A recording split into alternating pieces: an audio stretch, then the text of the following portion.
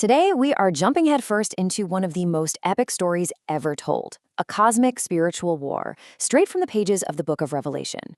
We're going to unpack all the symbols and follow the timeline of this ancient conflict, one that supposedly starts in heaven and ends up right here on Earth. So the text doesn't really ease you in, does it? There's no build-up, no warning. It just throws you right into the middle of everything with that one explosive line. Boom. War broke out in heaven. Now, when you think battlefield, you're probably picturing something on Earth, right? Well, forget all that. According to this text, the stage for this fight is the heavenly realm itself. It's a massive struggle that sets the scene for everything else that's about to unfold. Okay, so who's fighting? The lines are drawn pretty clearly. On one side, you've got Michael and his angels, the heavenly host. And on the other side, the dragon and his angels, the fallen host.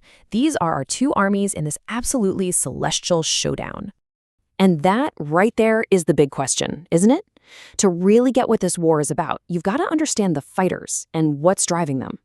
The source material tells us this battle is actually the climax of a much, much older story. So let's hit rewind for a minute and meet the key players. So we're told this whole cosmic drama really centers on three main symbolic characters. If you can understand them, you've pretty much got the key to unlocking this entire story of a conflict that has been raging for ages. First up, we have the woman. Now, the source interprets this figure not as a literal person, but as a symbol for the nation of Israel. That crown of 12 stars, it's seen as a direct nod to the 12 tribes, the very lineage the Messiah was supposed to come from. Next, we meet the antagonist, the enormous red dragon. The text doesn't mince words here. It says this is the ancient serpent, the devil, Satan himself. His whole deal, according to this narrative, is to deceive the world and fight against God's plan at every single turn. And that brings us to our third figure, the male child born to the woman. This is identified as the Messiah, Jesus. He's the one destined to rule. And he's the #1 target of the dragon's fury. The story says he's snatched up to God, which is meant to show he's protected from the dragon's immediate threat. So why all the hostility? Why is this dragon so laser-focused on the woman and her child? Well, the source says you have to trace this grudge all the way back to the very beginning, to one pivotal moment in the Garden of Eden that basically changed everything. Let's break down how this transfer of power supposedly went down.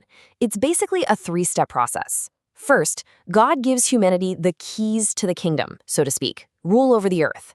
Second, Adam and Eve choose to listen to the serpent instead. And third, with that one act, humanity's authority is forfeited, handed right over to Satan, making him the ruler of this world. This is where that ancient cosmic grudge starts. And that moment wasn't just a one-and-done deal. It kicked off this huge, millennia-long campaign by the dragon to hold on to his new power. And, more importantly, to stop the one person who was prophesied to come and take it all back. And this is where it gets really fascinating, because the source connects this spiritual conflict to actual historical events. These aren't seen as random acts of evil, but as targeted attacks by the dragon. You can see the pattern, right? Each of these events was aimed at wiping out the very lineage from which the Messiah was supposed to come. They're seen as direct assaults on the woman to prevent the birth of the child. But here's the thing. Despite all those attempts throughout history, the child was born. And that brings us right back to where we started, the war in heaven. With the Messiah's work on earth done, the conflict above finally reaches its breaking point. So, what happens? Well, the outcome is decisive. Michael and the heavenly host win. The source is crystal clear on this. The dragon and his forces just weren't strong enough. They lose their standing, their very position in heaven. And this is a huge deal. See, the dragon's primary role in heaven, his job title, if you will, was the accuser. He was constantly pointing the finger, bringing charges against believers before God. Being thrown down means that job is officially over. His access has been revoked. The source also points out how believers on earth are a part of this victory. It lists 3, let's call them weapons. First, the blood of the Lamb, which stands for redemption. Second, the word of their testimony, basically publicly standing by their faith. And third, a commitment so strong they're not even afraid of death. But hold on, the story doesn't end just because the dragon got kicked out of heaven. In fact, this defeat kicks off a new and even more furious phase of the war. The conflict isn't over, it is just moved. So now you have a defeated dragon confined to Earth, and he is absolutely enraged. The text says he's operating with the knowledge that his time is running out. And that makes him way more dangerous, not less. This slide shows the shift perfectly. The whole game has changed. The combatants switch from Michael versus the dragon in heaven to the dragon versus humankind on Earth. The location moves, and the outcome?